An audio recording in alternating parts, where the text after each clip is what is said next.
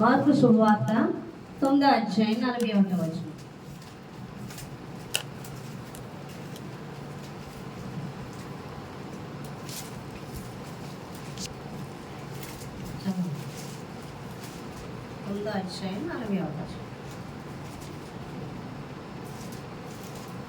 మీరు క్రీస్తు వారని నా పేరట మీకు గిన్నెడు నీళ్లు త్రాగనిచ్చువాడు తనకు రావలసిన ఫలము పోగొట్టుకొనడని మీతో నిశ్చయముగా చెప్పుచున్నాను. హల్లెలూయా. మీరు క్రీస్తు వారని నా పేరట మీకు గిన్నెడు నీళ్లు త్రాగనిచ్చువాడు తనకు రావలసిన ఫలం పోగొట్టుకొనడని మీతో నిశ్చయముగా చెప్తున్నాను. హల్లెలూయా. చూడండి, దేవుని బిడ్డలు, దేవుని సేవకులు, దేవుని పరిచర్య చేసేవారు ఎవరైతే హౌస్ విజిటింగ్స్ కానీ లేకపోతే ఏదైనా పరిచర్య కానీ వెళ్ళినప్పుడు వీళ్ళు దేవుని బిడ్డలని చేర్చుకొని వారికి గిన్నెడు మంచినీళ్ళు, చల్లటి నీళ్ళు ఇస్తేనంట దాని ప్రతిఫలం కూడా దేవుడు పోగొట్టుకోకుండా ఆశీర్వదిస్తాడు. అర్థమైందా మీకు? అంటే దేవుడు ఎవరు కొంచెం చేసినా దానికి ప్రతిఫలం వెంటనే ఇస్తాడు. అందులో దేవుని సేవకులకి చేస్తే, పరిచర్య చేయ వారికి చేస్తే వాళ్ళకి ప్రతిఫలం ఖచ్చితంగా ఇస్తాడంట దేవుడు. వారికే అంత ప్రతిఫలం ఇస్తే మరి మన సంగతి, మనకెంత ప్రతిఫలం దేవుడు ఇస్తాడు? హల్లెలూయా. మీకు అర్థమవుతుందా నేను చెప్పేది? ఒక దేవుని బిడ్డలు దేవుని సేవ చేయవారు వీళ్ళని వాళ్ళనే చేర్చుకొని గిన్నెడు చల్లనీళ్ళు ఇస్తే వాళ్ళ ప్రతిఫలం దేవుడు ఉంచుకోడంట, వాళ్ళని ఆశీర్వదిస్తాడంట. అలా అయితే మనల్ని ఆశీర్వదించడా? మనల్ని కూడా ఖచ్చితంగా దేవుడు ఆశీర్వదిస్తాడు. అర్థమవుతుందా? పరిచర్య చేయవారిని ఇంకెంతగా దేవుడు ఆశీర్వదిస్తాడు. సిలువలో యేసు ప్రభువు వారు ఏమేమి మనకి ఇచ్చి ఉన్నారు చెప్పండి? సమస్తాన్ని ఇచ్చారు. ఆరోగ్యాన్ని ఇచ్చారు, ఐశ్వర్యాన్ని ఇచ్చారు, నిత్య జీవాన్ని ఇచ్చారు. అన్నీ నీ కోసం సమస్తము కూడా ఆయన ఇచ్చి నీ శాపము అది ఆయన తీసుకున్నాడు. అర్థమవుతుందా? సిలువలో సమస్తాన్ని ఇచ్చేశారు. హల్లెలూయా. కానీ ఈ దినాన్ని ఎంతమంది అది పొందుకుంటున్నారో చెప్పండి. యేసు ప్రభువు వారు ఇచ్చిన స్వస్థతను ఎంతమంది పొందుకుంటున్నారు? యేసు ప్రభువు వారు ఇచ్చిన ఐశ్వర్యాన్ని ఎంతమంది పొందుకుంటున్నారు? యేసు ప్రభువు వారు ఇచ్చిన నిత్య జీవాన్ని ఎంతమంది పొందుకుంటున్నారంటే చాలా మంది చర్చిలకు వెళ్తున్నారు, యేసు ప్రభువు వారి దగ్గరికి వస్తున్నారు, కానీ ఇంకనూ ఆయన ఐశ్వర్యాన్ని కానీ ఆయన యొక్క విడుదల కానీ నిత్య జీవాన్ని కానీ ఎవరు పొందుకోవట్లేదనే చెప్పాలి. ఎందుకంటే మీ నిమిత్తమే నేను దరిద్రుని అయ్యానంటే, నా ఐశ్వర్యం మీకు ఇచ్చి ఉన్నాను అన్నప్పుడు ఆ ఐశ్వర్యం మనం ఎందుకు పొందుకోవట్లేదు? ఆయన ఆశీర్వాదం, ఆయన నిత్య జీవం ఎందుకు పొందుకోవట్లేదు? సమస్తాన్ని ఎప్పుడో దేవుడు సిలువలో ఇచ్చి వేసి ఉన్నాడు. దావీదు కీర్తనలు చూసినట్లయితే చూడండి, 23వ కీర్తనలో ఆ మాట ఉంది.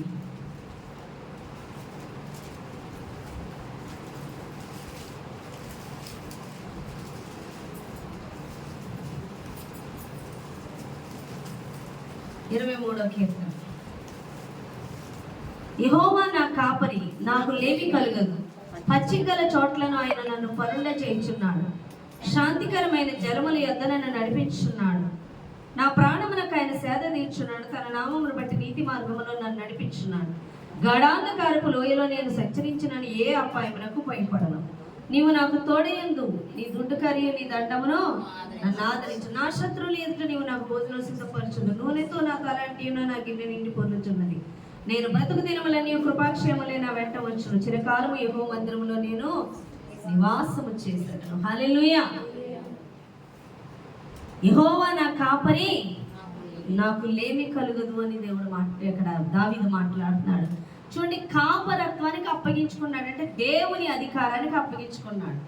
ఇక తన ఇష్టము కాదు. సమస్తము దావీదు మీద అధికారం ఎవరికి అప్పగించుకున్నాడు? దేవునికి. ఇంకా అంత ఆయన చేతులకు ఆయన అప్పగించేసుకున్నాడు దావీదు.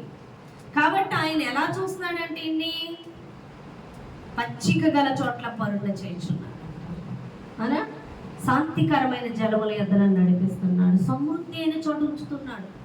మనశ్శాంతిని కలుగు మనశ్శాంతి ఆయనకు ఉంటుంది. ఆయన ప్రాణమునకు సేద తీర్చబడుతుందంట. ఆయన ఎక్కడ ఎటువైపు ఏ మార్గాల్లో నడిపిస్తున్నాడు? నీతి మార్గాల్లో నడిపిస్తున్నాడు. అవినీతి మార్గంలో నడిపించట్లేదు, నీతి మార్గాల్లో. అంతేకాదు, ఆయనకు ఒకవేళ శ్రమ వచ్చినా ఆయన దుడ్డికరి, ఆయన దండమైన కాపుదల ఉందంట. అంతేకాదు, ఆయన నిత్యము దావీదుని అభిషేకిస్తున్నాడు. దావీదుకి ఏ పని అయితే అప్పగిస్తున్నాడో ఆ పని చేయగలుగుటకు సమర్థుడగినట్లుగా, విజయం పొందుకున్నట్లుగా దానికి తగిన అభిషేకంతో నింపుతూ ఉన్నాడు. దావీదు గిన్నె నిండి పొర్లిపోతుందంట. ఎంతగా అంటే అనేక జనులకి దావీదుని బట్టి అభిషేకం కలుగుతుంది. హల్లెలూయా. అంతేకాదు, ముదిమి వచ్చే వరకు ఎత్తు పట్టుకుంటున్నాడంట. చిరకాలము ఆయనకి కృపాక్షేమములే వెంట వస్తున్నాయంట. కృపాక్షేమము ఎందువలన అంటే దావీదు పూర్తిగా కాపురత్వానికి అప్పగించుకోవడం వల్ల, దేవుని అధికారానికి అప్పగించుకోవడం వల్ల, దేవునికి సంపూర్ణంగా అప్పగించుకోవడం వల్ల. దేవునికి ఎందుకు అప్పగించుకోగలిగాడు అంటే దావీదుకి దేవుని సన్నిధిలో ఉండడమే సంతోషం. హల్లెలూయా. దావీదుకి ఎక్కడ ఉండడం సంతోషం? దేవుని సన్నిధిలో ఉండడం ఎక్కువ ఆనందిస్తాడు దావీదు. చూడండి, కీర్తనలో ఆ మాటలు ఉంటాయి. 92వ కీర్తన 4వ వచనం చదవండి.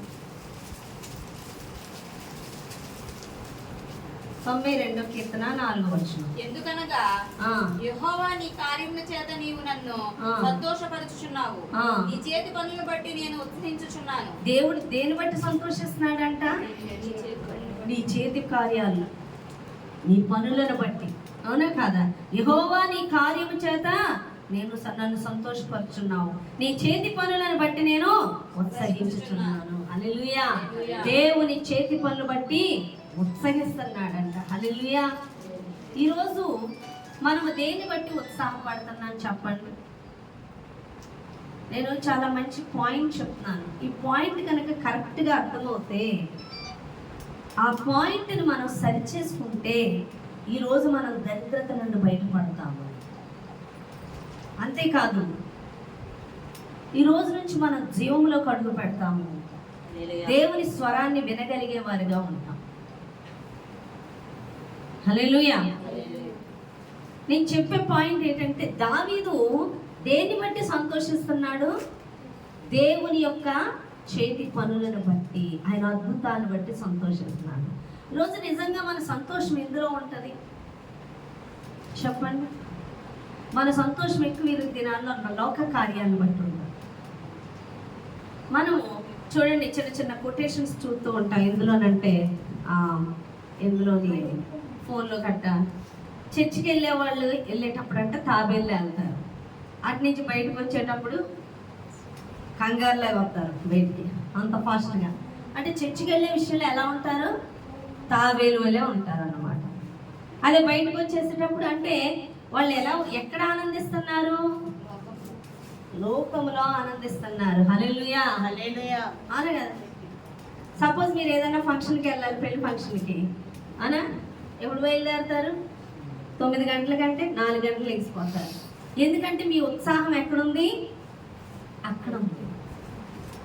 సినిమాకి వెళ్ళాలంటే ఈరోజు మేము సినిమాకి వెళ్ళాలి, ఇవాళ ప్రోగ్రామ్స్ అన్నీ టక్క ముందే ముగించేసుకుంటాం. ఎందుకంటే నీ సంతోషం ఎక్కడుంది? అక్కడ ఉంది. ఈరోజు నీ బంధువులు వస్తున్నారు, లేకపోతే ఈరోజు నీ పిల్లలు వస్తున్నారు. కాబట్టి ఏం చేస్తావు? నువ్వు పనన్నా మానేస్తావు, నీ జాబ్ అన్నా సెలవు పెట్టేస్తావు, ఏమైనా సెలవు పెట్టేస్తావు. ఎందుకంటే వారి యందు నువ్వు ఆనందిస్తున్నావు. అవునే కదా? ఈవేళ పని ఉంది, మనకి జాబ్ ఉంది, ఆఫీస్ ఉంది, సెలవు పెడతామా? పెట్టాము. చర్చికి అయితే మానేస్తాం. ఎందుకంటే అరే ఆఫీస్ ఇంపార్టెంట్, పని ఇంపార్టెంట్ అంటాం. అర్థమవుతుందా? ఇంపార్టెంట్ దేనికి ఇస్తాం? ఇంపార్టెంట్ దానికి ఇస్తాం. మనం ఈ దినాన ప్రాముఖ్యత, ఇంపార్టెంట్ కానీ, ఉత్సాహం, సంతోషం కానీ ఎక్కడ చూపిస్తున్నామంటే లోక విషయాల్లో చూపిస్తున్నాము, దేవుని విషయాల్లో చూపించట్లేదు. కానీ దావీదు దేవుని విషయంలో చూపిస్తున్నాడు. దావీదు దేవుని సన్నిధిలో పాడుట యందు ఉత్సాహం చూపిస్తున్నాడు, దేవుని సన్నిధిలో ప్రార్థించుట యందు ఉత్సాహం చూపిస్తున్నాడు, దేవుడు పని చేయటి యందు ఉత్సాహం చూపిస్తున్నాడు. అది ధన్యత కింద.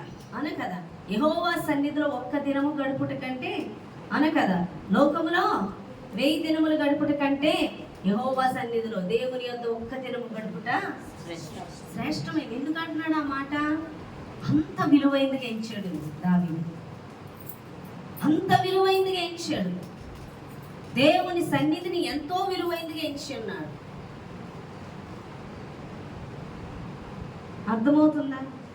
ఈరోజు ఏదైనా జాబ్కి వెళ్ళాలంటే జాబ్ ఇంపార్టెంట్, సన్నిధి ఇంపార్టెంట్ కాదు.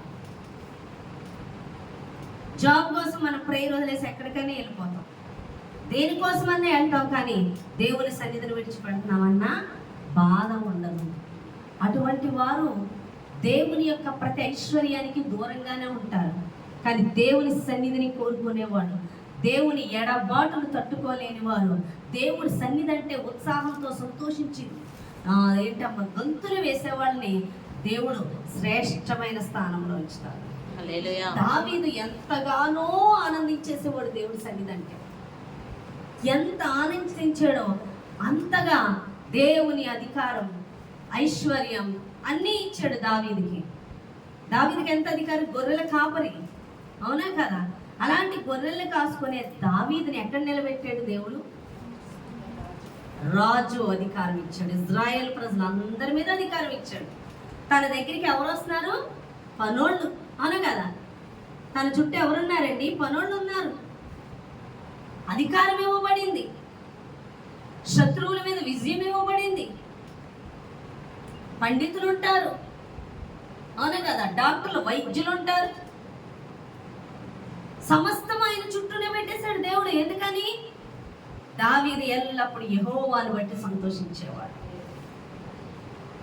తనకి విలువైంది ఏంటంటే యెహోవా సన్నిధే, యెహోవాతో ఉండడమే, యెహోవాతో గడపడమే, అదే విలువైంది. అందుకే దేవుడు తన ఐశ్వర్యానికి కానీ తన అధికారాన్ని కానీ సమస్తానికి వారసుడిగా దేవుడు నిలబెట్టేశాడు. తన వంశాన్ని ఎన్నుకున్నాడు. ఎందుకంటే అంతగా దేవుని సన్నిధిని బట్టి ఎప్పుడు తెల్లారుతుంది, ఎప్పుడు ఆయన గడప కమ్మల దగ్గరికి నేను వెళ్ళిపోతాను, ఎప్పుడు ఆయన సన్నిధిలో ఉంటారయ్యా, నీ పిచ్చుకలకు నీ సన్నిధిలో గడిపే అవకాశం ఉంది, నాకు లేదయ్యా. ఎంతసేపు నీ సన్నిధిలో గడపాలి, నీ సన్నిధిలో గడపాలి, నీతో ఉండాలి, నీతో ఉండాలి. ఆయనతో ఉండలేని జీవితం ఊహించుకోలేకపోయేవాడు, అంతగా పరితపించిపోయేవాడు దేవుడి సన్నిధి కోసం. దేవుడు అటువంటి వారి కోసం వెతుకుతున్నారు. ఈరోజు దేవుని సన్నిధికి చాలా మంది చాలా రకాలుగా వస్తున్నారు. దేవుని ఆశీర్వాదానికి ఎందుకు వారసులు కాలేకపోతున్నారంటే భయంతో వస్తున్నారు. భయం. ఈవేళ ఆదివారం మందిరానికి రాకపోతే ఏమైపోతుందో, దేవునికి లోపడకపోతే శాతాన్ని ఏం చేసేస్తుందో, రోగం వచ్చేస్తుందేమో, అధిక ఇబ్బందులు వచ్చేస్తాయేమో, నరకానికి వెళ్ళిపోతామేమో, ఆ ఇబ్బందులేమో ఈ ఇబ్బందులేమో, ఈ శ్రమలేమో ఆ శ్రమలేమో అని తప్ప దేవుణ్ణి ప్రేమించేవారిగా ఆయన సన్నిధిలో ఉండకపోతే ఉండలేని స్థితిలో ఎవరైతే ఉంటారో వాళ్ళని దేవుడు దృష్టిస్తున్నాడు. వాళ్ళు ఆయన యొక్క ప్రతి ఐశ్వర్యానికి వారసులు అవుతారు. వారికి అప్పచెప్తాడు అధికారం. దేవుడి సన్నిధికి వచ్చే హృదయాలు దేవుడు చూస్తాడు. ఎటువంటి తలంపులతో నువ్వు నిండొస్తున్నావు. నేనైతే వివాహమైన కొత్తలోనే నేను చెప్పానుగా, శవంలో ఉన్నానంతే. ఎందుకు ఉన్నానో తెలియలేదు, ఏడుపు వచ్చేసేది, ఉండలేకపోయేదాన్ని. ఆ ఎదురోళ్ళు ఎవరో కుటుంబ ప్రార్థన చేసుకుంటే వెళ్ళాలని గట్టిగా పట్టుకొని ఏడ్చేయాలని చూశాను. నాకు అర్థమైంది నేను ఆయన సన్నిధి లేకుండా ఉండలేనని. చాలా ఆర్థిక ఇబ్బంది, పెళ్లి చేసుకున్న వృధా. పెళ్లి చేసుకుంటే భర్త పోషిస్తాడని అసలు వేస్ట్, అసలు పోషిస్తాడని నమ్ముకోలేదు. నాది నేనే ఎత్తుక్కోవాలన్న స్టేజ్లో ఉండేదాన్ని. నేను ఉన్నా లేడు అన్నట్టే ఉండేది నాకు. వెళ్ళి ఆ ట్యూషన్ స్కూల్కి వెళ్తే ఆ స్కూల్లో టీచింగ్ చేస్తూ అనుకునేదాన్ని, ఇది ఎందుకు, ఇది వ్యర్థము, నేను చేసేది వ్యర్థము. కానీ దేవుని సన్నిధిలో గడపడం చాలా విలువైనదిగా ఎంచేదాన్ని. ఆయన వాక్యములో గడపడం, ఆయన ప్రార్థనలో గడపడం. తర్వాత దేవుడు నాకు పరిచర్య అప్పగించాడు. నేను చేయనిది ప్రతిదీ కూడా పరలోకంలో కనబడుతుంది. మనం ఇక్కడ చేసేది ప్రతిదీ కూడా దేవుడు చెప్పిన ప్రతిదీ చేసేది పరలోకంలో కనిపించాలి.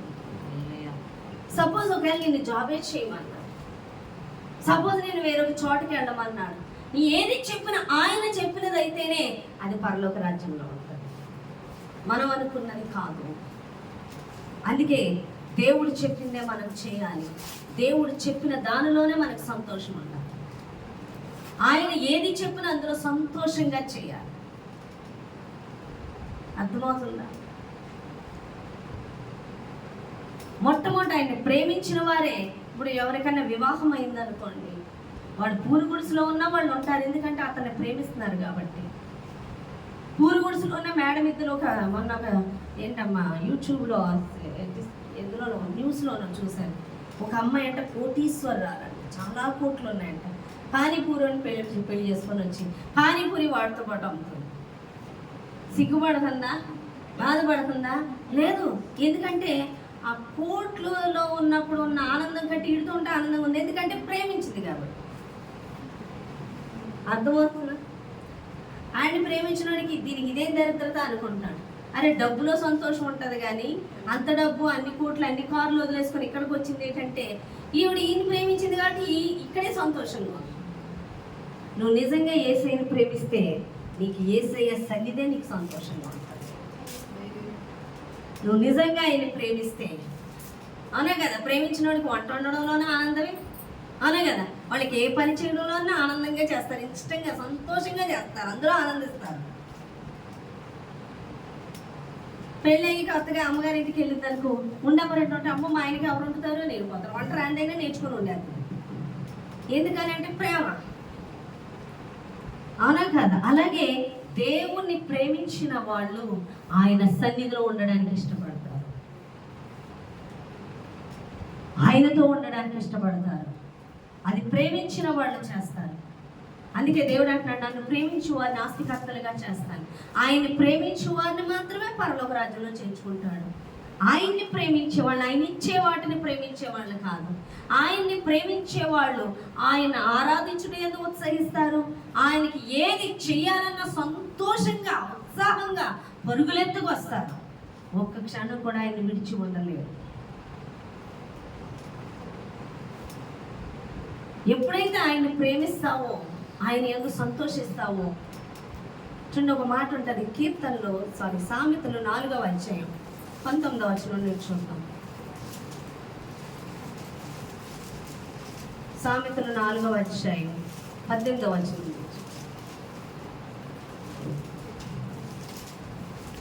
పట్టపగల వరకు వేకు వెలుగు తేజరిల్లునట్లు నీతిమంతుల మార్గము అంతకంతకు తేజరిల్లును. భక్తిహీనుల మార్గం గాఢాంధకారమైన, తాము దేని మీద పడినది వారికి తెలియదు. నా కుమారుడా, నా మాటలు ఆలకింపుము, నా వాక్యములకు నీ చెవి యొక్కుము. నీ కన్నుల ఎదుట వాటిని తొలగిపోనీకుము, నీ హృదయం అందు వాటిని భద్రము చేసుకును. దొరికిన వారికి అవి జీవమును, వారి సర్వ శరీరమునకు ఆరోగ్యమును ఇచ్చును. హల్లెలూయా. నీతిమంతులకి యొక్క వెలుగు ఎలా ఉంటుందంట, వాళ్ళు ఎలా ఉంటారంటే నీతిమంతులు అంతకంతకు తేజరిల్లుతారంట. నీతిమంతులు అంటే ఎవరు? యేసుని కలిగి ఉన్నాడు. యేసుని కలిగి ఉన్నాడు అంటే అందరూ కలిగి ఉన్నట్ట కానే కాదు. నేను యేసు ప్రభు వారిని నమ్ముకుంటున్నాను, బాప్తిసం తీసుకుంటున్నాను, చర్చిపోతున్నాను కాబట్టి నేను యేసుని కలిగి ఉన్నానంటే కానే కాదు. హృదయమందు ఆయన్ని ప్రేమించాలి. హృదయమందు ప్రేమించాలి. ఎంతగా ప్రేమిస్తున్నావు అని అడిగితే యేసు ప్రభు వారు అంటారు, నేను మరణించినంతగా నిన్ను ప్రేమిస్తున్నానంట. మరి నువ్వెంతగా ప్రేమిస్తున్నావు అంటే ఖాళీ ఉన్నప్పుడు ప్రేమిస్తావు, అంతేగా? నీ ఖాళీ ఉన్నప్పటికి ప్రేమిస్తావు, నీకేమైనా ఇంపార్టెంట్ పని ఉంటే నేను పక్కనెట్టేస్తాను. అవునా? ప్రేమించే వాళ్ళు ఏం చెప్తారు? నువ్వు నన్ను ప్రేమిస్తున్నావా, మీ అమ్మని ప్రేమిస్తున్నావా అని అడుగుతారు. ఎందుకు అమ్మతో లింక్ ఎడతారు? అమ్మే, భార్య. కానీ అమ్మని ఎవరన్నా ప్రేమిస్తారు, కానీ అంతకన్నా నన్ను ప్రేమించాలని చూస్తుంది. అవునా కదా? ప్రపంచంలో అందరికన్నా నన్నే ప్రేమించాలని ఒక భార్య అలాగే భర్త కోరుకుంటారు. మన ఆత్మీయ భర్త అయిన దేవుడు కూడా నీకు ఏది ఇంపార్టెంటో దానికన్నా ఆయన్ని ప్రేమిస్తున్నావా లేదా నేను క్వశ్చన్ వేస్తాను. నువ్వు అక్కడ నిలబడాలి. నువ్వు ఏదన్నా చేస్తున్నావంటే అది ఆయన నిమిత్తమే చేయడానికి నువ్వు వెళ్ళాలి. అర్థమవుతుందా? ఎందుకండి పెళ్ళి అవుతుంది, భార్య అమ్మగారింటికి వెళ్ళాలంటే భర్త పర్మిషన్ తీసుకోవాలి.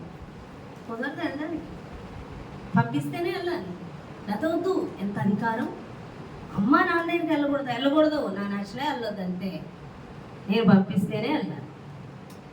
ఒక 10,000 తెస్తానంటే అయితే ఈ పని నిమిత్తం అయితే ముందే పంపిస్తాను దగ్గర. హల్లెలూయా. నా వెళ్ళొద్దు. అదేంటండి తల్లిదండ్రుల దగ్గరికి భర్త పర్మిషన్ ఏంటంటే అవును అధికారం లేదు, భర్తకే ఉంది అంటే మరి మన యేసయ్యకి ఎంత అధికారం ఉంది చెప్పండి. మన యేసయ్యని కూడా అడిగే వెళ్ళాలి, ఆయన పంపిస్తేనే వెళ్ళాలి. హల్లెలూయా. అంతగా ఆయన కోరుకుంటున్నాడు నీ యొక్క జీవితంలో ప్రతి దాని మీద ఆయనకు అధికారం కలగాలని, నువ్వు దానికి అప్పగించుకోవాలని ఆయన ఆశపడుతున్నాడు. అలా అప్పగించుకున్న వాడే దావీదు. ఇది మన జీవితం మన చేతుల్లో ఉంటుంది, మన ఆలోచన మన ఇష్టం మన చేతుల్లో ఉంటుంది. అందుకే అంటున్నాడు భక్తిహీనుల మార్గము గడాంధకారం. వారు దేని మీద పడిన వాళ్ళకి తెలియట్లేదంటే ఈ దినాన నీ జీవితము అర్థం కావట్లే, నీ లైఫ్ ఎటెళ్తుందో అర్థం కావట్లే, మునుగుతావో తేలుతావో తెలియట్లా, దీవెనుందో పరిస్థితి ఏముందో తెలియట్లే. కారణం ఏంటి? దేవుని నువ్వు కలిగి లేవు, దేవుని స్వరాన్ని దేవుని చిత్తాన్ని నువ్వు ఎరగట్లా. మోషే ఎప్పుడైతే దేవుని ప్రత్యక్షత ఎరిగి ఉన్నాడో దేవునికి తెలిసింది, మోషేకి తెలిసింది తాను చేయవలసిన పని ఏంటంటే ఇజ్రాయెల్ ప్రజలను ఫరో చేతి నుంచి విడిపించి కనాను దేశాన్ని నడిపించాలన్న విషయం తెలిసింది. బయలుదేరిన మొదలు కాంచి తన తోడు అడిగాడు. ప్రతిదీ పరిశుద్ధాత్ముడు బోధిస్తున్నాడు. అంతకుముందు మోషే అది వెళ్ళిన మార్గమా? ఏ ఒక్కటి తాను వెళ్ళిన మార్గము కాదు. ఫరో ఎదుటికి వెళ్ళి నిలబడి మాట్లాడడం కానీ, ఎర్ర సముద్రం నుండి నడిపించడం కానీ, అరణ్యం నుండి నడిపించడం కానీ ఏది కూడా తాను ముందు ట్రైనింగ్ తీసుకున్నది కాదు. మరి ఎలా తీసుకెళ్ళగలిగాడు వాళ్ళందరినీ అరణ్యం నుండి అంటే అది దేవుడు చేసి ఉన్నాడు. దేవుని స్వరము విని ఉన్నాడు, దేవుడు చెప్పింది చేసుకుంటే అంత స్పష్టంగా దేవుని స్వరాన్ని వింటూ దేవుడు తన ముందు ఉంచిన ప్రణాళిక ఏంటో ఎరిగి ఆ ప్రకారం నడుచుకోగలిగాడు. ఈ రోజు నీ ముందున్న ప్రణాళిక నీకు అర్థమవుతుందా? నీకు తెలుస్తుందా? గాఢాంధకారం ఎటు వెళ్తుందో తెలియదు, దేనికి వెళ్తుందో తెలియదు. నువ్వు ఇక్కడ చేసేది ప్రతిదీ పరలోకంలో కనబడుతుందో లేదో తెలియదు, పరలోక రాజ్యానికి అర్హత ఉందో లేదో తెలియదు, దేవుని ఆశీర్వాదం వస్తుందో లేదో తెలియదు, దేవుని ఐశ్వర్యం పొందుకుంటున్నా లేదో కూడా తెలియదు. ఎందుకు ప్రభువా నేను ఇంత దీనస్థితిలో ఉన్నాను, ఎందుకు అడుగు తినే పరిస్థితిలో ఉంటున్నానని అడుగుతున్నావు. ఎందుకంటే గడాంధకారం. దేనికంటే నీతిమంతుల స్థానంలో లేదు. నీతిమంతులంటే యేసుని కలిగి ఉండడం. కలిగి ఉన్నామంటే ప్రేమించామా? ప్రేమిస్తే ప్రథమ స్థానం ఆయనకి ఇస్తున్నామా? ప్రేమిస్తే పూర్తి అధికారం ఆయనకు అప్పగించేసుకున్నామా? దేవుడు భార్యాభర్తల సంబంధంతో పోల్చాడు క్రీస్తుకి మనకి ఉన్న సంబంధాన్ని. ప్రియురాలా అని పిలుస్తున్నాడు, అవునా కాదా? సంఘము వధువుతో పోల్చి ఉన్నాడు, ఆయన వరుడితో పోల్చి ఉన్నాడు. నేను నిజం చెప్తున్నాను, ఒకటి ఆలకించండి, మీరు సరిగ్గా ఆలకిస్తే భార్యాభర్తల బంధం ఎప్పుడు కూడా స్థిరంగా ఎప్పుడు ఉంటుందో తెలుసా? ఇరువురు ఒకరి మీద ఒకరు ప్రేమ కలిగి ఉన్నప్పుడే అది ఆ బంధం స్థిరంగా నిలబడుతుంది.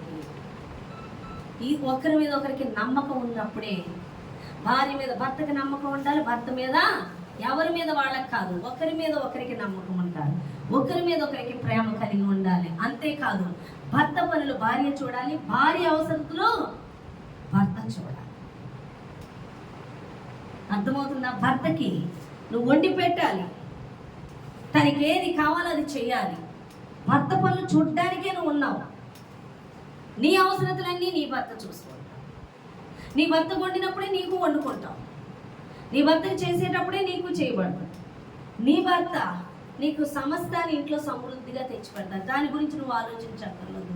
దేవునికి మనకి కూడా అదే సంబంధం.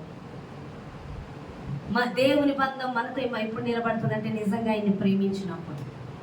నువ్వు ఆయన్ని ప్రేమించినప్పుడు నువ్వు చేయవలసిన పని ఆయన పనులు నువ్వు చేయాలి. నీ భర్త పనులే నువ్వు చూసుకుంటే నిన్ను పోషిస్తాడు అనుకుంటే వాడు ఉంటాడో లేదో జీవితాంతం తెలీదు, నిన్ను చూసుకుంటాడని గ్యారెంటీ లేదు. కానీ మన దేవుడు మాత్రం ముదిమి వచ్చే వరకు ఎత్తి పట్టుకుంటాడంట. నీ అవసరతలన్నీ ఆయన తీరుస్తాడంటే ఇప్పుడు ఆయన పని చేసినప్పుడు. చాలా మందికి దర్శనాలు వస్తూ ఉంటాయి. ఏమనంటే, అమ్మా నాకు అన్నం పెడతావా, నాకు నీళ్ళు ఇస్తావా, అని అడుగుతున్నట్టు. ఒక ఆవిడ అంతే, ఒక సంఘంలో ఒక ఆవిడకి కాలు వచ్చిందంటే, ఏంటి అమ్మ నాకు అన్నం పెట్టమ్మా అని ఒకటి అడిగినట్టు. మళ్ళీ ఒకసారి ఒక ఆయన వచ్చి, అమ్మ నాకు దాహం వేస్తుంది, దాహానికి నీళ్ళు ఇవ్వని అడుగుతున్నాడు. అవునే కదా? అన్నము మంచినీళ్ళు అన్ని ఎవరికి చూస్తాం? భర్తకి. అవునే కదా? మన దేవుడైన ఆత్మీయ భర్త ఆహారాన్ని అడుగుతున్నాడు. నువ్వు ఇచ్చే వ్యక్తిగా ఉన్నావా? అంటే ఆయన పనులు చేసే వ్యక్తిగా ఉన్నావా? నువ్వు పెట్టే వ్యక్తిగా ఉన్నప్పుడు ఆయన నీకు సర్వ సమృద్ధిని కలుగజేస్తాడు. ఆయన యొక్క ప్రతి ఆస్తికి, ఆశీర్వాదానికి, జీవానికి, నిత్య జీవం. నిత్య జీవం అంటే ఏంటండి? యేసుని కలిగి ఉండుంటే, యేసుని ఎరిగి ఉండుంటే నిత్య జీవం. నువ్వు యేసుని ఎప్పుడైతే మనసును తెలుసుకుంటావో, ఆయన్ని ప్రేమిస్తావో, ఆయన చిత్తాన్ని చేస్తావో, నువ్వు నిత్య జీవాన్ని కలిగి ఉన్నట్లే దేవుడు మాట్లాడు. యేసుని పక్కన పెట్టేసి నువ్వు ఏది చేసినా అది వ్యర్థమే. నువ్వు యేసయ్యని ప్రేమించాలి. యేసయ్యకి చేసే పని అందు, ఆయన ఆరాధించుట ఏందో, ఆయన చెప్పేది చేసే దాని అందు నువ్వు సంతోషించాలి. అది ఎంతో ధన్యత కింద భావించాలి. అర్థమవుతుందా? ఎంతో ధన్యత. అంతేగాని దేవుని పనిని తక్కువ చేసి మనం చేసుకునే పనులు విలువైనగా ఎంచినప్పుడు నువ్వు దేవునికి విలువైన దానివి కాదు.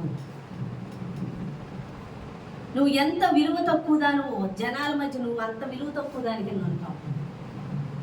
కానీ నువ్వు దేవుని పనిని ఎంత విలువైనదిగా చూస్తావో, నువ్వు ఎంచుతావో, ఆ విధంగా చేస్తావో, నువ్వు కూడా జనముల మధ్య నన్ను గణపరచువారని నేను గణపరుస్తానని దేవుడు మాట్లాడు.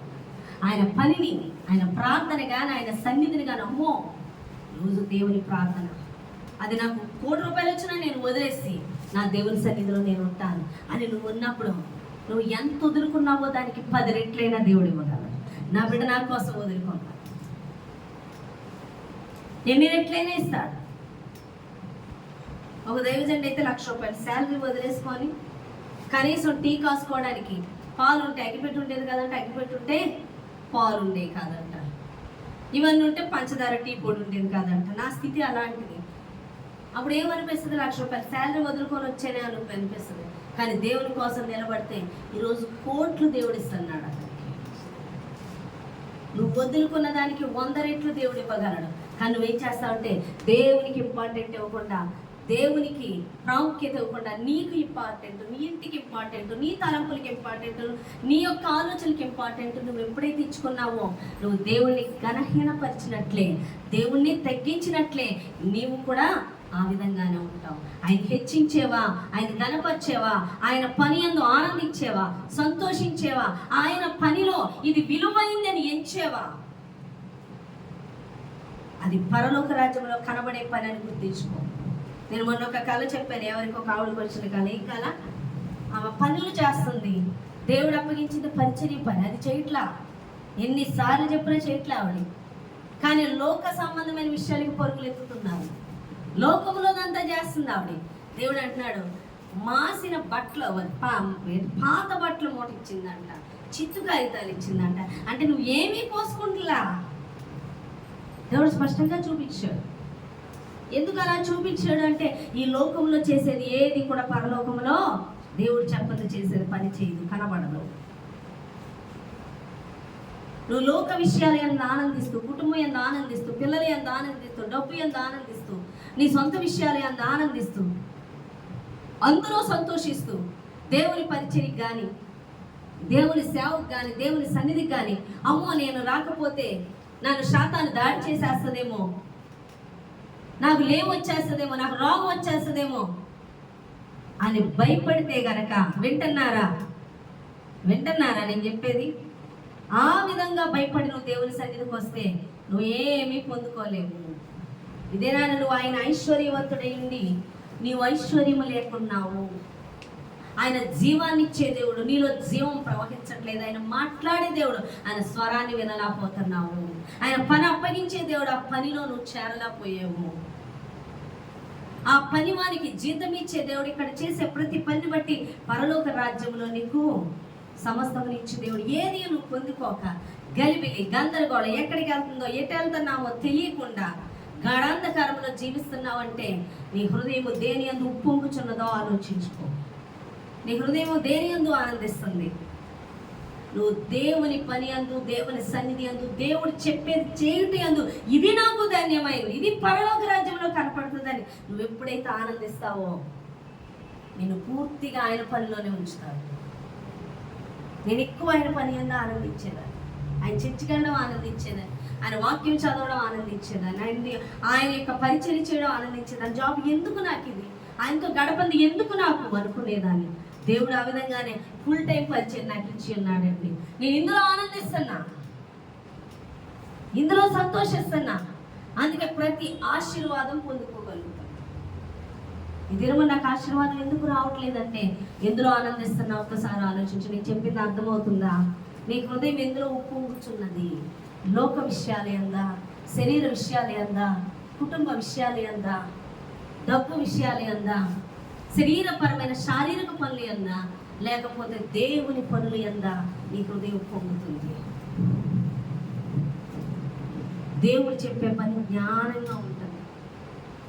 దేవుడు చెప్పేది చేసేది సమయోచితంగా ఉంటుంది. దేవుడు చెప్పే మార్గంలో మనం వెళ్ళేటప్పుడు ఎప్పుడు మునుపు ముందు వెళ్ళిన మార్గం కాదు, కానీ చాలా జ్ఞానంగా చేసుకొని వెళ్తాం. కారణము దేవుడు చెప్తున్నాడు, మనం చేస్తున్నాం కాబట్టి. ఈరోజు నాకు ఈ పరిచర్య అప్పగిస్తే నేను ఎక్కడో ట్రైనింగ్ అయ్యి రాలేదు, నేను దేవునికి అప్పగించుకున్నాను. దేవుడు చెప్పింది చేసుకుంటే వెళ్ళాను. మోషే ట్రైనింగ్కి వెళ్ళాడా? యోసేపు ట్రైనింగ్కి వెళ్ళాడా?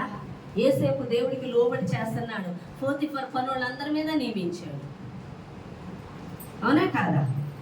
ఫరో దగ్గరికి వెళ్ళాడు, ఫరో రాజరికాన్ని అప్పగించేశాడు.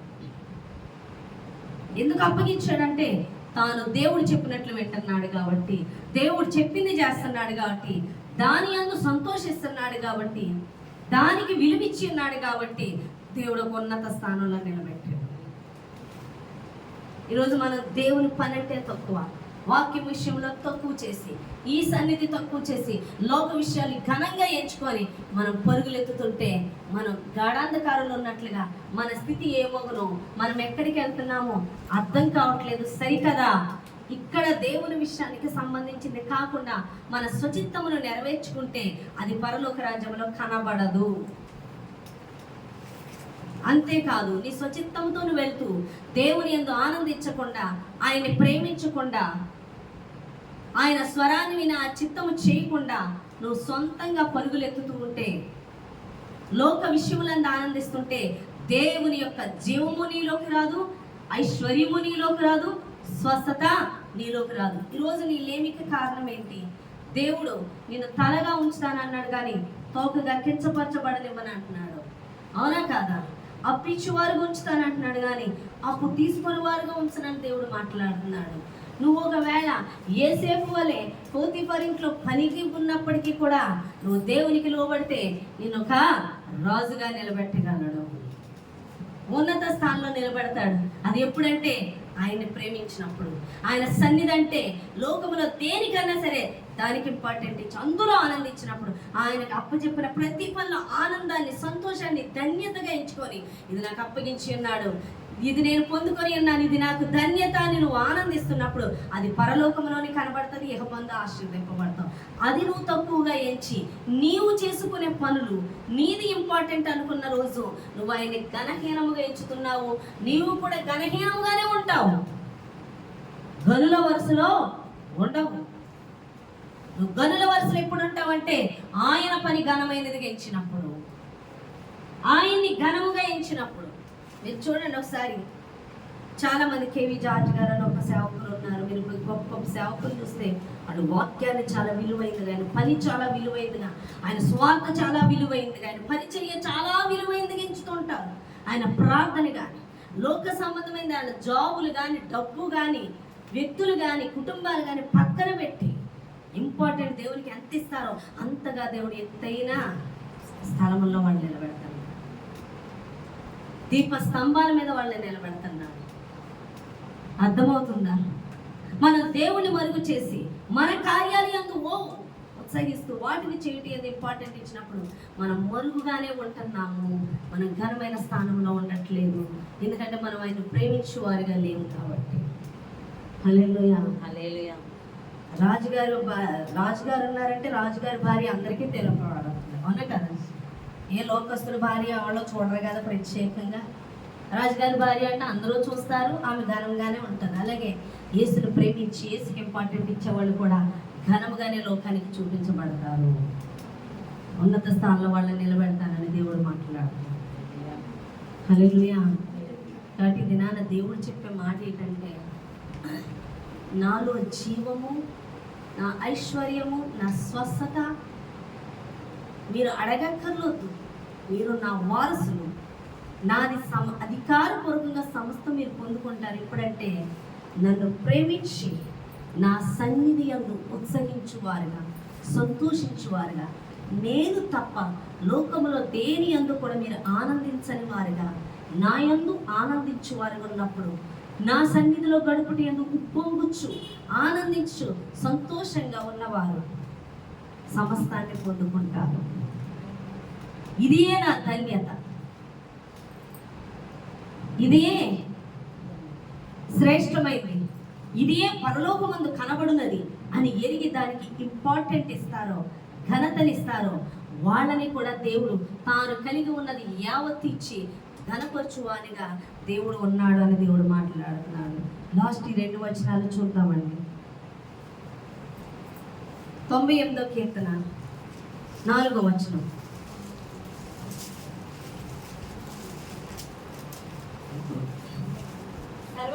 సర్వభూజనులారా యెహోవాను బట్టి ఉత్సహించుడి, ఆర్భాటముతో సంతోషగానము చేయుడి. ఎవరిని బట్టి ఉత్సహించాలి? యెహోవాను బట్టి ఉత్సహించాలి. ఆర్భాటము. ఈరోజు మనుషులకి ఆర్భాటం ఎక్కువైపోతుంది. యెహోవాను బట్టి మనం ఉత్సహించాలి. ఇప్పుడు మనుషులకి ఆర్భాటం అనే కదా. మీరు ప్రార్థన పెట్టించుకొని ఊరందరినీ పిలిచి భోజనాలు పెడతారా?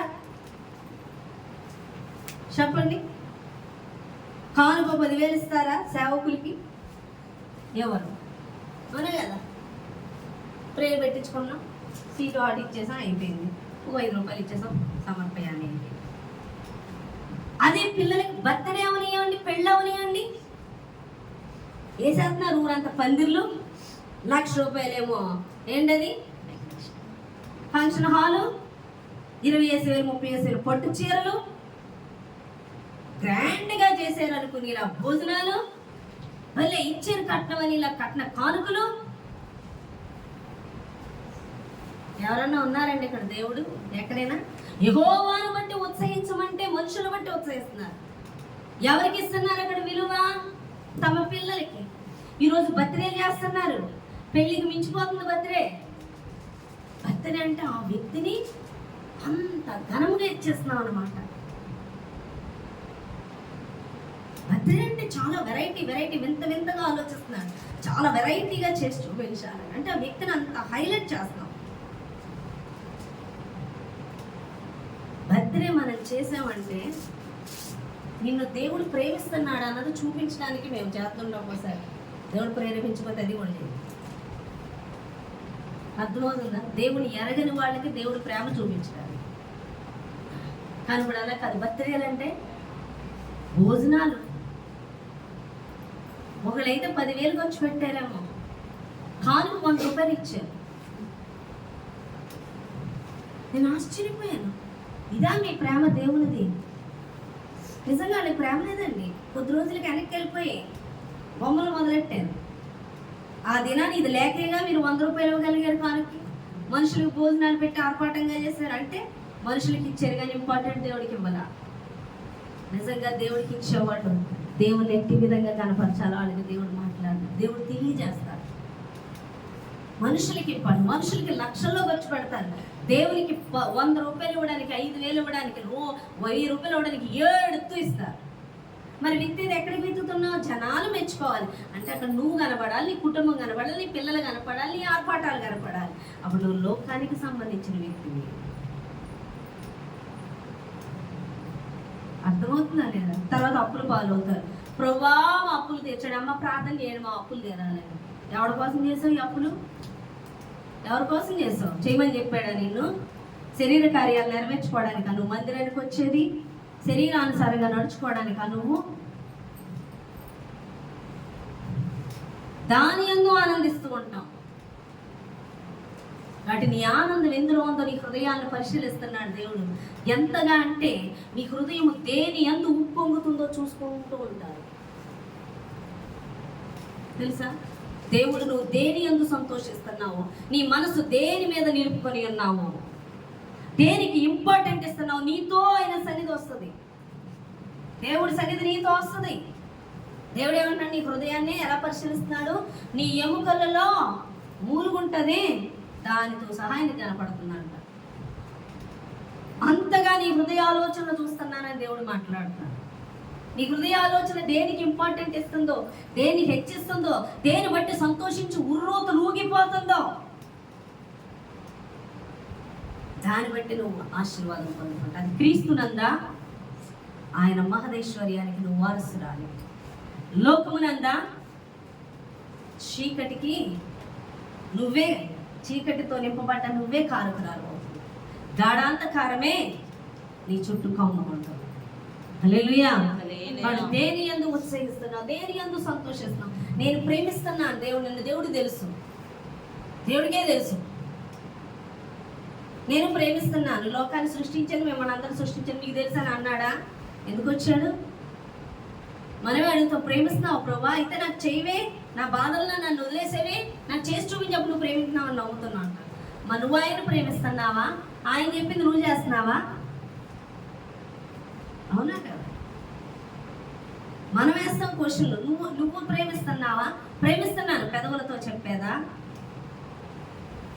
పేతుడు అంటున్నాడు, నువ్వు నన్ను ప్రేమిస్తున్నావా అని అడుగుతున్నాడు. దేవుడిదే నన్ను అడుగుతున్నాడు, నువ్వు నన్ను ప్రేమిస్తున్నావా, నా కోసం విడిచిపెడతావా?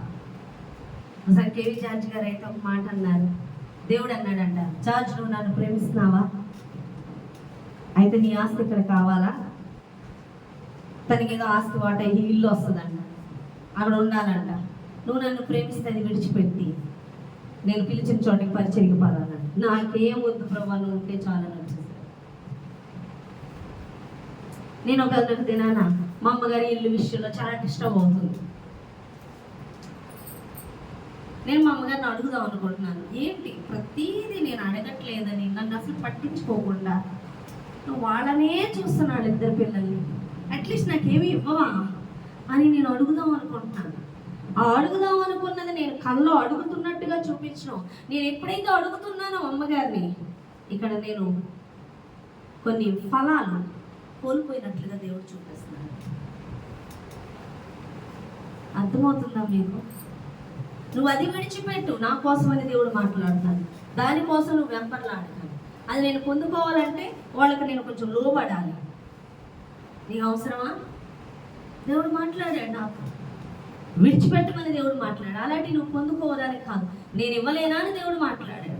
నేను ఇవ్వలేనా, నేను పోషించలేనా అని దేవుడు మాట్లాడాడు. వాటిని ఆశించి వాళ్ళ దగ్గరికి వెళ్తూ వాళ్ళని చూసుకుంటూ ఉండడం ఏంటి? నాకు అప్పచెప్పిన పని దేవుని పని ఫుల్ కాన్సన్ట్రేషన్ వదిలేశాను. ఈరోజు దేవుడిని ప్రేమిస్తే దేవుడి పని మీద పెట్టాలి కాన్సన్ట్రేషన్, దేవుడు చెప్పేదాని మీద పెట్టాలి. నువ్వు ఎప్పుడైతే ప్రేమిస్తావో దేవుని పని యందు, ఆయన సన్నిధి యందు, ఆయన వాక్యం చదువుట యందు, ప్రార్థన చేయట యందు, ఆయన పని చేయట యందు ఉత్సహిస్తుంటావో, నీతో ఏం చేయాలో స్పష్టంగా మాట్లాడితే కాకుండా ఆయన యొక్క సమస్త మహదైశ్వర్యానికి వారసురాలు నువ్వు అవ్వడమే కాకుండా సమస్తాన్ని ఇక్కడే అనుభవిస్తావు. నీకు స్వస్థత ఇచ్చింది పైకి వెళ్ళే కాదు, శరీరంలో ఉండగానే. నీకు ఐశ్వర్యం ఇచ్చింది అక్కడ కాదు, నీకు ఐశ్వర్యం అక్కడెందుకు? ఇక్కడ పొందుకోవడానికి. నిత్య జీవం ఇచ్చింది అక్కడెందుకు? ఇక్కడే. నీకు ఇక్కడే కావాలి. నిత్య జీవానికి ఇక్కడే సిద్ధపాటు. అన్నీ కూడా నీకు ఇక్కడే ఇచ్చాడు దేవుడు. నువ్వు ఇక్కడ పొందుకోవడానికి, పరలోక రాజ్యానికి వెళ్ళే కాదు, సమస్తాన్ని ఇక్కడే దేవుడు ఇచ్చాడు. అది నువ్వు పొందుకుంటున్నావంటే, ఆయన ప్రేమిస్తున్నావు, ఆయనకి లోబడుతున్నా, ఆయన చిత్తం చేస్తున్నా, ఆయన ఎందుకు ఉప్పొంగుచున్నావు కాబట్టి ఆయన ప్రతి ఆశీర్వాదం పొందుకుంటున్నావు. నువ్వు లోకమునందు పొంగుచు అడిగింది పొందుకోలేకపోతున్నావు అంటే నువ్వే ప్రశ్నించుకో. దేని యందు నీ హృదయం సంతోషించి ఆనందిస్తుందో అది దేవుని అందా, లోకముని అందా, నీ అందా, నీ శరీరేచ్చలు ఎందా అన్నది నువ్వు తెలుసుకోమని దేవుడు మాట్లాడుతున్నాడు. ఈ చిన్న మాటలు దేవుడు దీవించి ఆశీర్వదించును గాక. ఎంతమందికి అర్థం